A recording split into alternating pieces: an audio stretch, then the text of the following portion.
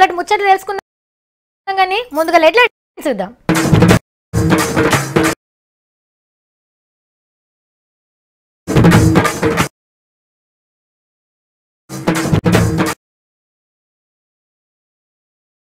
కొండెక్కిన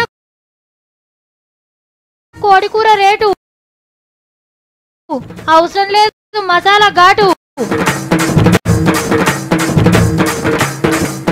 సత్తిగాడు చెప్పిన మర్మం. పెద్ద పెద్ద వాళ్ళే అన్నారు. బాలకిష్టి సార్ ఏమన్నాడు? ఆడోళ్ళు కనిపిస్తే ముద్దనే పెట్టాలి, లేకుంటే టూ అన్న చేయాలి, లేకపోతే అనుమానులు ఒప్పుకోరు అంట అనలేడా? మొన్న మా ఊరికెళ్ళి మా చిన్నబాబు చిన్నమ్మ వచ్చిర్రు.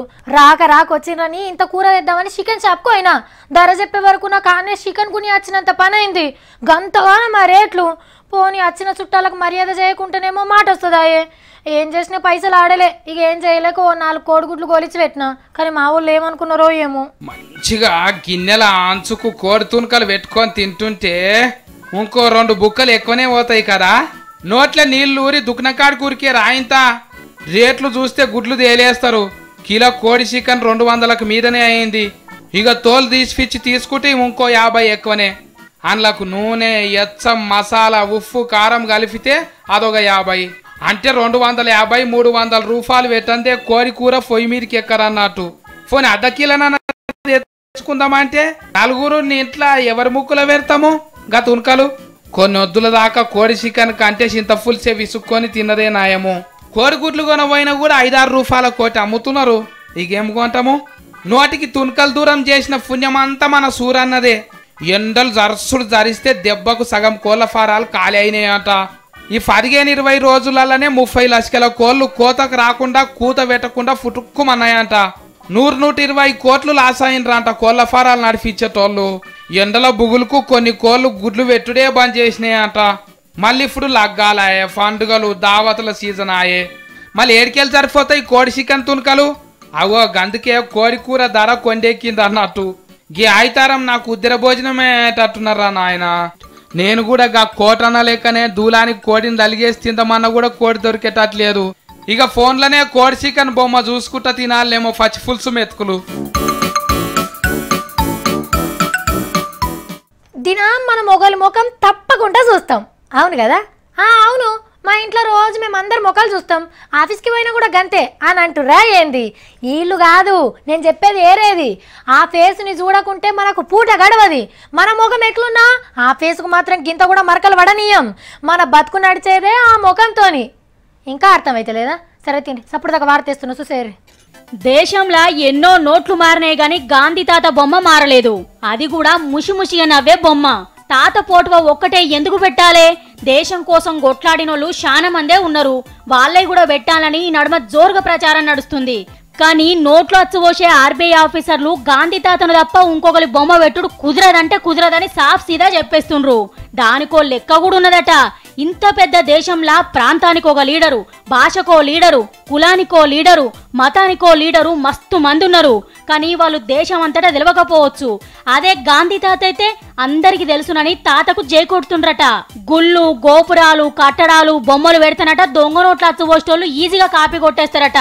అదే గాంధీ తాత బొమ్మను ఎవ్వరు కాపీ కొట్టలేరని మనోళ్ళు చెప్తున్నా ముచ్చట. మరి ఎన్నో పోటువలు ఉండంగా గీ పోటువనే ఎందుకు పెట్టాలి అని మీకు డౌట్ రావచ్చు. అప్పట్లా తెల్లదొర వచ్చినప్పుడు ఆయనతో ముచ్చట పెట్టుకుంటా ముషిముషి నవ్వులు నవ్విండట మన గాంధీ తాత. గా పోటువ మస్తు అంటే మస్తు నచ్చిందట ఆఫీసర్లకు. కాబట్టే అన్ని నోట్ల మీద గిదే బొమ్మను అచ్చు వస్తుండ్రట. దొంగ నోట్లు రావద్దని ఇంత స్ట్రిక్ట్ గా పనిచేస్తున్న ఆఫీసర్లను తారీఫ్ చేయాల్సిందే. కానీ కొన్ని కొత్త నోట్ల మీద అసలు గాంధీ తాత బొమ్మ లేకుండానే వస్తున్నాయి. జర మంచిగా చూసుకోండి సార్లు. ఓర్ నాయనో ఏం ఎండలు రా ఇవి. నిప్పుల మీద గుమ్మరిచ్చినట్టే ఉన్నది. పో ఇంట్లోకి వెళ్ళి బయటికి తొంగి చూస్తేనే భయం అవుతుంది. 10 గంటలకు ఆఫీస్కి వచ్చినప్పుడే బెదిరి కొడుతున్నాయి. బస్ స్టాప్లా జర్రసేపు ఎండల నిలబడాలంటే వశపడతాం లేదు. చల్లబడదాకా ఇంటి పట్టునున్నదే నయం. ఈ 2-3 రోజులైతే ఇంకింత ఎక్కువ కొడుతున్నాయని చెప్తుర్రు. జరసేపు ఎండలో తిరిగినందుకే మనకు గిట్ల పుగులు పడితే ఇక ఈ సార్లుగా ఎండలు ఎట్లా డ్యూటీలు చేస్తుర్రో ఏమో. పో మనకే ఇట్లా అనిపిస్తే ఇక ట్రాఫిక్ పోలీస్ అన్నల తిప్పలు ఇంకెట్లుండాలే?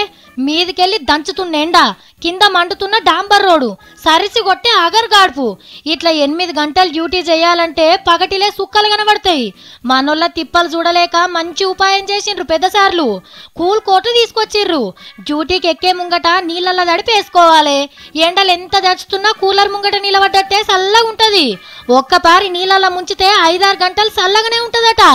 కూల్ కోట్ వేసుకున్నాక ఎట్లున్నదన్నా? ఇప్పుడు వేసుకోవడం వల్ల కొంచెం కూలింగ్ అని చాలా కూలింగ్ నాకు అనిపించింది. ఇక డ్యూటీలు మంచిగా చేయండి సార్లు. బండ్ల నాపి చలాన్లు రాసి ఆమ్దాన్ని పెంచుతురా అంటే ఈసోటి ఇంకెన్ని సౌలతులు చేస్తారు తప్పకుండా. సినిమా పెద్ద మనిషి చలపతిరావు సారు ఆడోళ్ళ మీద గట్ల ఎందుకు గలీజ్గా మాట్లాడిండు అర్స్కరమ్మని మా సతిగానే తోలనా? ఈడేం చేస్తున్నాడో మరి. సతిగా నిద్రలేసింది మొగోళ్ళ లోకం, ఉద్ధరించింది ఆడోళ్ళ ప్రపంచం. స్టేజి మీద నిద్రలేసింది మొగోళ్ళ లోకం, ఆగమయ్యింది ఆడోళ్ళ ప్రపంచం. రే గట్లెందుకు మాట్లాడిండో కనకరమ్మంటే నువ్వేంద్రా గాపాట పాడుతున్నావు? ఏంటిది కనుక్కునేది? ఎక్కువ మాట్లాడితే 4 జరుస్తా. ఆడికెళ్ళి లేవ కూడా లేవు మళ్ళా. ఏందిరా నువ్వు? నేను అరుసుకరమ్మంటే నన్నే అంటున్నావేంది? ఆడోళ్ళని తక్కువ చేసి మాట్లాడితే షీరి చింత కట్టాల గాని. ఆడోళ్ళతో గిట్లనే మాట్లాడాలి. తమ్మి అంటాను పిలుస్తావు కాబట్టి బతికిపోయినావు, లేకుంటేనా గిర్రన దింపి బండకేసి కొడుతూటి. సత్తి, ఆడోళ్ళని తక్కువ చేసి మాట్లాడు అసలే మంచి పద్ధతి కాదురా, నువ్వు కూడా తెలుసుకో. ఆడోళ్ళ గురించి నేనెందుకు మాట్లాడుతున్నా? షెల్ఫత్ రావే మాట్లాడిండు. ఆయన మాట్లాడంగానే ఆడోళ్ళు మొగోళ్ళు అందరు కిల నాగిండ్రు. ఆడోళ్ళని గంత అధ్వానంగా మాట్లాడినాక అంగి గుండెలు దిగేదాకా గుంజడుతుండే సత్తి, అప్పుడు తెలుస్తుండే. ఆడోళ్ళు అంటే టూలకే పనికొస్తారు అంటానంటే ఒక్కరు కూడా తప్పని లేదు. అడిగినామేమని లేరు. స్టేజ్ మీద ఉన్నాడేమో సూపర్ అన్నాడు. తప్పేమన్నారు ఇంకా? ఆడోళ్ళంటే అసలు మర్యాద లేదురా. ఏ మర్యాద ఎందుకు లేదక్క? ఆడోళ్ళ దినం నాడు మర్యాద ఇవ్వట్రి, అమ్మల దినం నాడు కాళ్ళు మొక్కి సెల్ఫీస్ట్ ఫోటోలు కూడా దిగవట్రి. ఉత్త దినం అంట అని తిట్టిండేమో. మేము కూడా మనుషులమేరా, ఆట బొమ్మలం కాదు కదా. ఇయ్యాల రేపు ఆడోళ్ళ గురించి ఎవ్వరు సొక్కంగా మాట్లాడతలేరు. ఎవరేం శుద్ధ పూసలు గారు, ఎవరైనట్టు అంటున్నారు. తీయడు తేనె నిండిన నోటితోని తేనె తీగ గుట్టుడంటే గిదే కావచ్చు. గిట్లా మాట్లాడేటోళ్ళకి అమ్మలక్కలు ఉండరారా?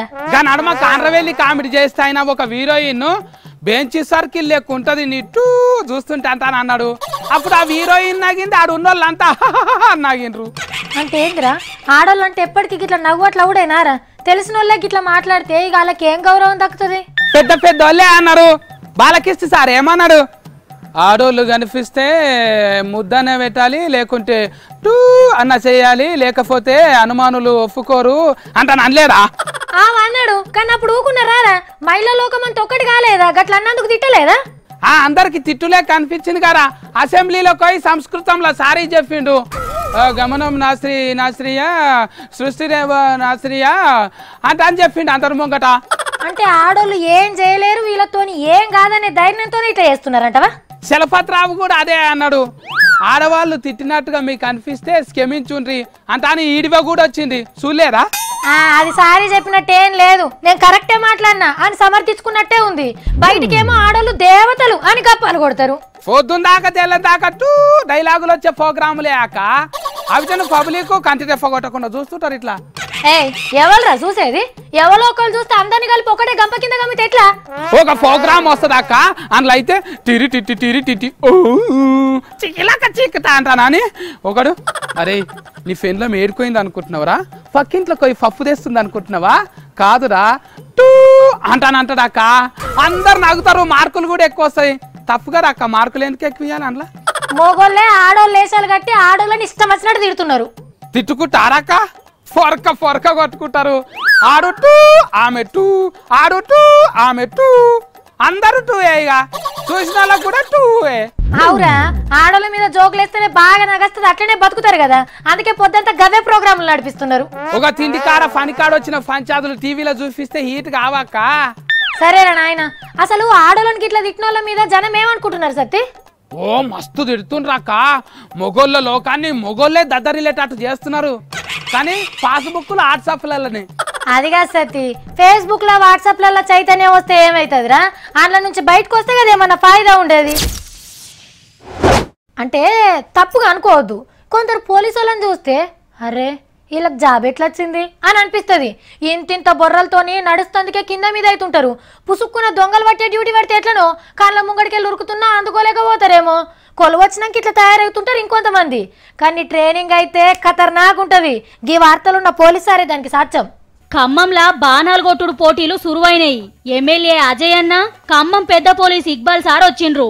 ఇక బాణాలు వేయాలని కాయష్ ఉంటది కదా ఎవరికైనా, పట్టనే పట్టిండ్రు. ఎర్రంగి సార్ను మంచిగా చూడుండ్రి. ఏయ్ ఇడు సారు.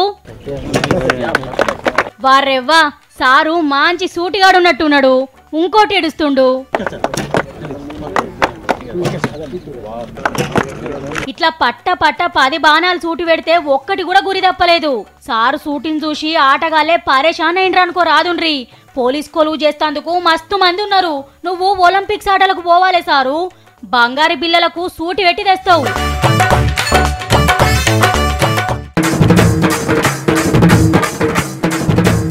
కొండెక్కిన కోడికూర రేటు అవసరం లేదు మసాలా ఘాటు.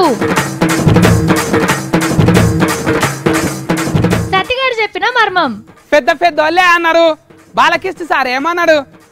ఆడోళ్ళు కనిపిస్తే ముద్దనే పెట్టాలి, లేకుంటే టూ అన్న చేయాలి, లేకపోతే అనుమానులు ఒప్పుకోరు అంటాను అనలేదా? ఇక ఇవి అలాంటి ముచ్చట్లు. ఇంకెన్ని ముచ్చట్లతోని మనం మళ్ళా కలుద్దాం. నమస్తే.